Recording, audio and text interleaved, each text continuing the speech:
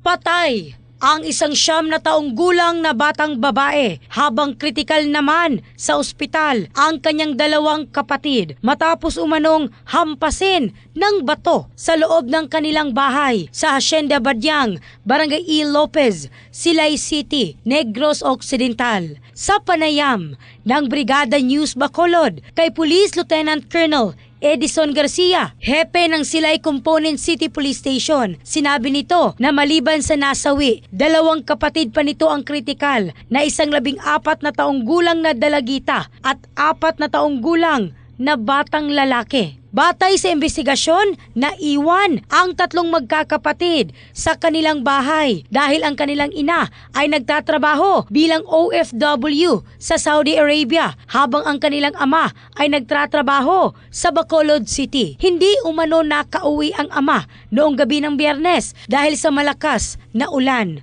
Kinaumagahan ng Pebrero 7 nang dalhan sana ng ama ng bigas ang mga bata. Natagpuan na lamang niyang duguan ang 3 at wala ng buhay ang isa sa kanila. Natagpuan din sa loob ng silid ang bato na pinaniniwalaang ginamit sa krimen. Sa kasalukuyan, may tinututukan ng person of interest ang kapulisan kaugnay ng insidente. Nakauwi na rin ang ina ng mga bata nitong linggo ng gabi mula sa Saudi Arabia matapos malaman ang kalunos-lunos na sinapit ng kanyang mga anak. Ayon kay City Mayor Judith Gallego, magbibigay siya ng 25,000 pesos habang 50,000 pesos naman ang inalok ni 3rd District Congressman Javi Benitez para sa sinumang magkapagbibigay ng impormasyong makatutulong sa pagkakakilanlan at pagkakaaresto ng responsable sa krimen. In the heart of changing lives, ako si Michelle Craste ng Brigada News Philippines, the Music and News Authority.